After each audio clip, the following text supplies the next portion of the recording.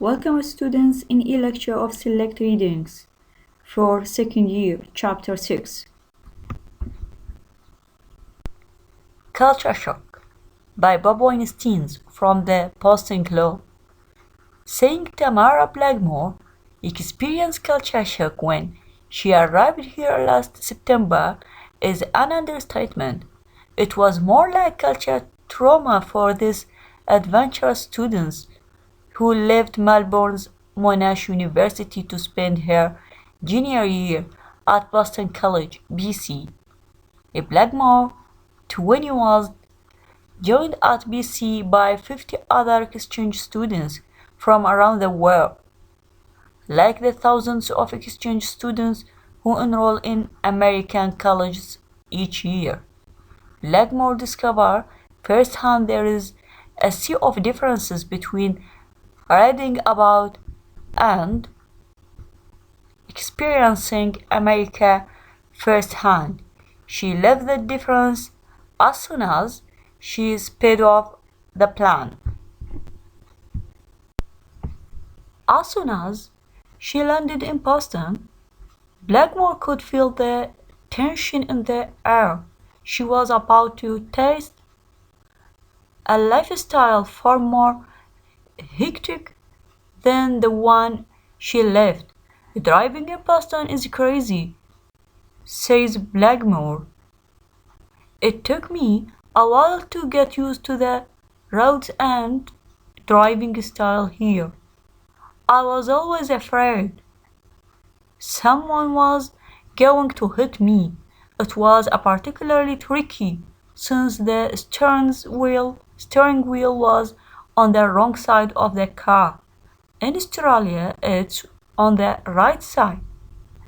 Beyond the cars and the traffic jams, Blackmore says it took a while to get used to so many people in one place, all of whom seems like they were moving at warp speed. There are only 18 million people in Australia spread out over an entire country, she said, compared to more than 6 million people in the state of Massachusetts alone. We don't have the kind of congestion you have in Boston. There is a whole different perception of space. The pressing problem for Blackmore was making a quick adjustment to the American lifestyle that left like it was run by a stopwatch. For this easygoing Australian, American seems like perpetual motion machines. Americans are very time oriented. Blackmore says everything is doing according to a schedule. They are always busy, which made me feel guilty about wanting to just sit around and actually watch television. Australians, on the other hand, value their leisure time. The pace there is a lot slower because we don't feel the need to always be busy. It isn't that Australians are lazy, it's just that they have a different concept of how time should be spent. Back home, I used to spend a lot more time just talking to my friends.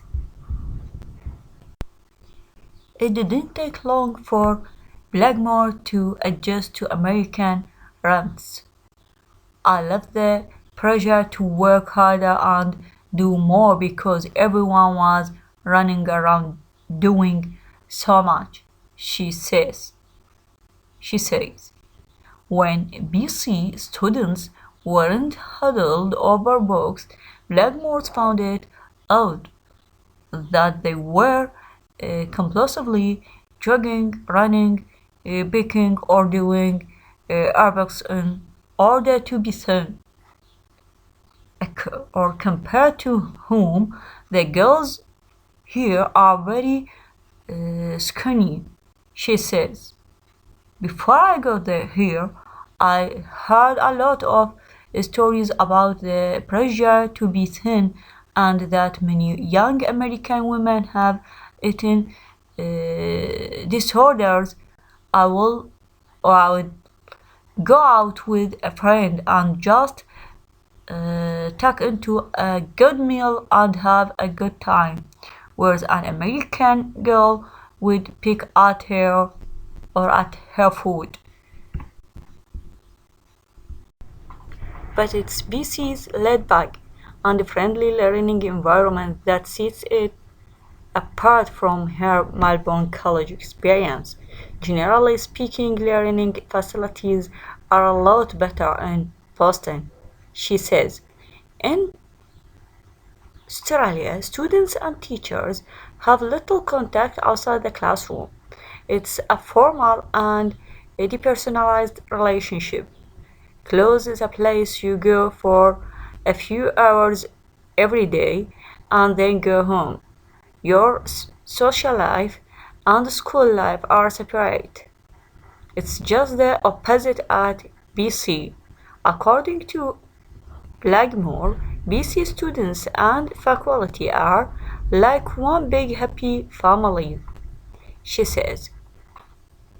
There is a real sense of team spirit. It's like we are all in this together. Going to school here is a lifestyle, whereas at home we are just a number. We attend school to get a degree so we can graduate, get a job, and get on with our lives. Another placement shocker was the close and open relations American students enjoy with their teachers. It's a sharp contrast to Australia, where college students keep a distant but respectful distance from their teacher. I was surprised when I learned students go out to dinner with their lecturers, she says. We just don't do that back home. Professors deal with hundreds of students, and you are lucky if they remember your name. When Blackmore returns to Australia at the end of the school year, she'll have a plenty of memories, most of them good ones.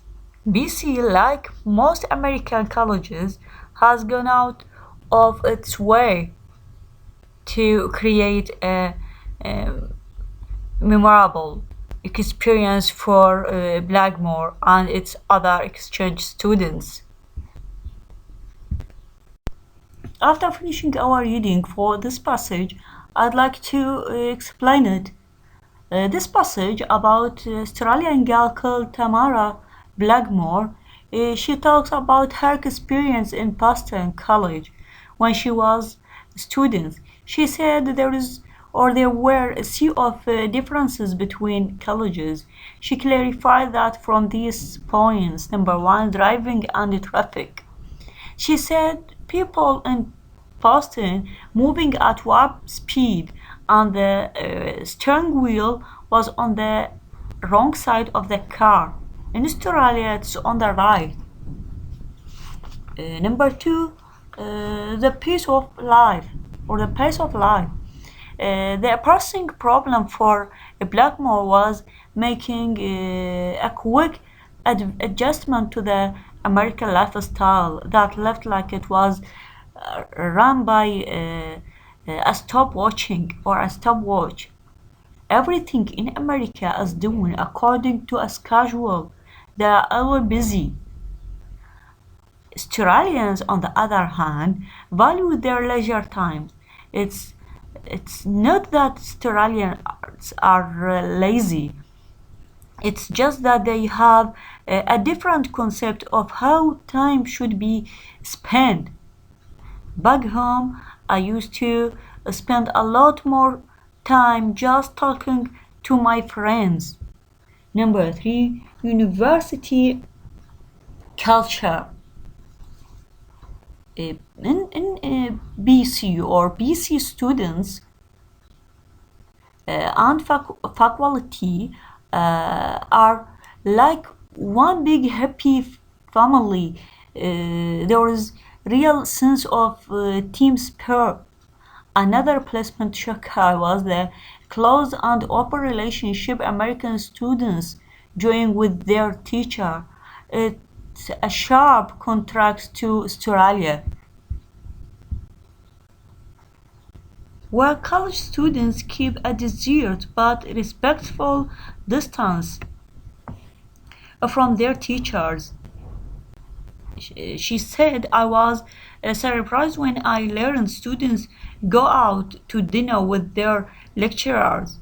Also, we just don't do that back home. Professors deal with hundreds of students, and you are lucky if they are or if they remember your name.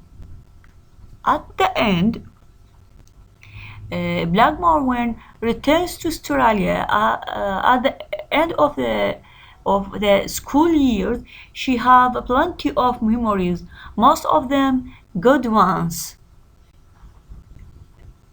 Now we are finished to explain this passage. See this schedule, what we learned from this passage. We have words with their vocabularies and meaning. As an example, we have, as you see, culture trauma means extreme form of culture shock. Sea of difference means very big difference, moving at warp speed, traveling very quickly. Taste a lifestyle means experience a way of life. Laid back means relaxed. Shock or surprised. And finally, adjust to American rhythms means get used to American lifestyles. Now try to answer the following. What did we learn about life in the United States and Australia? Answer according to the following information. A. Driving and traffic. B. The pace of life. C. Free time activities. And finally, university culture.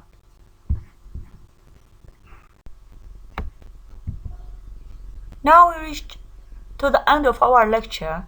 Thank you for watching and feel free to ask me any question.